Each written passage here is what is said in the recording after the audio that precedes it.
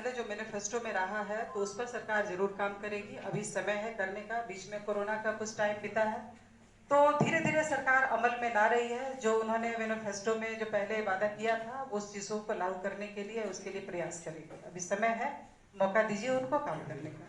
नहीं, जातीय जनगणना कराने का झारखंड सरकार क्या पक्ष में है? आप लोग कांग्रेस पार्टी पक्ष में है? पक्ष में इसके लिए बात हुई है और मैं अपने तरफ से भी कोशिश करूंगी उनसे मिलकर इस बात में जाहिर करने का, और क्या निर्णय आता है ये फिर आपके बीच में आएगा ही। लेकिन ऐसे हमने जैसे जानकारी मुझे मिली है कि वो इस पक्ष में है। मैडम, आप ओबीसी की बात करते हैं, अभी यहाँ पे निकाय चुनाव होना है, उसमें भी ओबीसी को आरक्षण नहीं मिलेगा।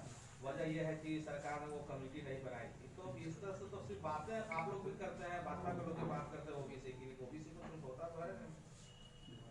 देखिए, बीजेपी की बात अलग है, वो जो बातें करती हैं वो तो जुमला में निकल जाता है, तो उनकी बातें तो हम नहीं कर सकते हैं, क्योंकि यहाँ जुमला की बात यहाँ नहीं हो रही है। यहाँ जो बातें होती है वो धरातल पर उतरती है। तो जब ओबीसी की बात है तो यहाँ 14% था तो उसको 27% किया गया। यहाँ तो वो काम किया गया उनके द्वारा।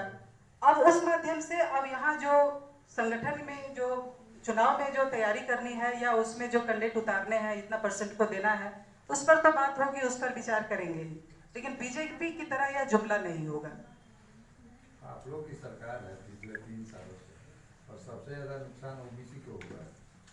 जिला परिषद के चुनाव में ओबीसी के 10,000 पद खत्म कर दिए गए। अभी नगर निकायों के चुनाव है, वहाँ भी लगभग 2,000 पद समाप्त हो जाएंगे। जो पिछड़ों का आरक्षण है वो समाप्त कर दिया गया है। ऐसे में कैसे पिछड़ों का भला करेंगे?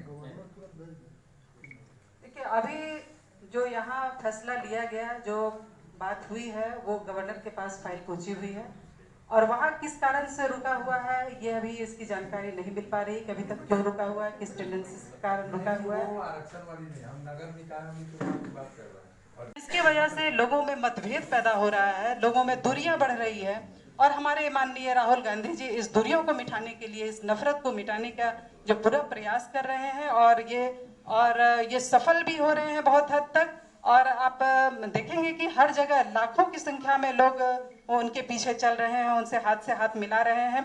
वहाँ कहाँ हिंदू मुस्लिम दिख रहा है, वहाँ कहाँ इस तरह की बातें होती हैं, कहाँ नफरत की बातें होती है। तो ये दूरियां खत्म होनी चाहिए, एक सीख लेनी चाहिए कि इस तरह से लोगों को हम जोड़ रहे हैं, और जो भाईचारा का जो स्थिति है वह होनी चाहिए, जिससे कि प्रोग्रेस अगर करना है, देश को अगर आगे बढ़ाना है, तो जब तक भाईचारा नहीं होगा देश आगे नहीं बढ़ सकता है। ये मतभेद पैदा करके देश को आगे बढ़ाया नहीं जा सकता है। आज आप लोग जिस माध्यम से, आज इलेक्ट्रॉनिक मीडिया के माध्यम से, गैजेट्स के माध्यम से आप इस चीज को सारी दुनिया को दिखाने का प्रयास करते हैं, और इसी माध्यम को पायदान के रूप में इस्तेमाल करके पीएम के चेयर तक पहुंच जाते हैं। लेकिन उसी माध्यम के थ्रू आप जनता को ही दिखाना चाहते हैं कि कांग्रेस ने क्या किया। तो ये सब बहुत विचित्र बातें हैं, और इस तरह की चीजें कहकर लोगों को कितना भी भड़काया जाए, कितना भी मतभेद पैदा किया जाए, इससे फायदा होने वाला नहीं है। देश जानती है, दुनिया जानती है, और अब जो जनता है वो किसी चीज से अनभिज्ञ नहीं है। वो जान रही है कि बीजेपी की सरकार अभी कितने चीजों को बेच रही है देश में, चाहे वो रेल हो, चाहे एयरपोर्ट हो, चाहे बीएसएनएल की अब बारी है, उसको बिकने की तैयारी हो रही है, या भेल की बारी है, भेल बिक चुका है। तो इस तरह से बिकने की जो साजिश चल रही है कि हर चीज को बेचा जा रहा है, ये इस तरह से बेचकर आखिर देश को कहाँ पहुंचा रहे हैं। हमें लगता है कि आगे चलकर जो स्थितियां बन रही है वो आगे चलकर ऐसा न हो कि जो पीएम केवल सिंबॉलिक रह जाए और सिस्टम चला जाए अडानी और अंबानी के हाथों में। तो इन चीजों को अगर रोकना है तो मुझे लगता है कि सारे लोगों को एक साथ जोड़कर इस चीज को देखना चाहिए, इस पर आवाज उठानी चाहिए, और ये सिस्टम को बचाना जरूरी है। अगर कुछ सुधारने की जरूरत है तो वो सिस्टम को सुधारा जाए, न कि बेरोजगारी की बात उठ रही है उसमें रोजगार देने की बात तो होती नहीं है। 2 करोड़ का रोजगार कहाँ चला गया, कोई उसको पूछने वाला नहीं है। और कॉन्ट्रैक्ट बेसिस पर हर जगह देख रहे हैं, कॉन्ट्रैक्ट बेसिस पर एक फिक्स पे देकर उसको जो नौकरी देने की बात होती है, बाद में कॉन्ट्रैक्ट खत्म हो जाता है तो वो रोड पर उतर जाते हैं। तो इस तरह से और बेरोजगारी बढ़ रही है, और उस समय उनका एज खत्म हो जाता है और उन्हें कोई नौकरी नहीं मिल पाती है। तो बेरोजगारी के चरम सीमा पर पहुंचाकर आखिर देश को कहां ले जाना चाहते हैं, इन चीजों को ध्यान देने की जरूरत है। नई पेंशन स्कीम जो आई है उसमें विशेष रूप से वो पैसे को जो पेंशन स्कीम के तहत जो पैसे काटे जाते हैं कर्मचारियों से या जो काम करने वाले वर्ग हैं उनका, वो पैसा को शेयर मार्केट में लगाया जाता है। और अगर शेयर मार्केट अगर धराशायी होता है तो बाद में जब पेंशन देने की बातें होगी तो फिर यह कह करना नकार दिया जाए कि पैसा है नहीं तो दिया जाएगा कहाँ से। तो इन चीजों को आज ये पेंशन स्कीम लोगों को और गुमराह कर रही है और ये सारे पैसे शेयर मार्केट में लगाए जा रहे हैं।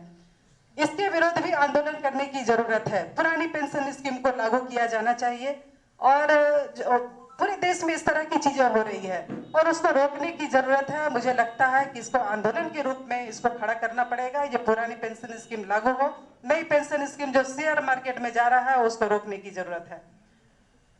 ऐसे और भी कई कारण और भी कई काम हो रहे हैं कि जो जरूरी है कि उसमें सरकार जो है वो ध्यान दे। इस पे कॉन्ट्रैक्ट बेसिस को खत्म किया जाए। लोगों का रोजगार पूरी तरह से खत्म हो रहा है। जहां बेरोजगारी बढ़ रही है वहां रोजगार देकर भी रोजगार को खत्म किया जा रहा है। ये जो साजिश हो रही है इस साजिश को खत्म करने की जरूरत है। ठीक है, धन्यवाद।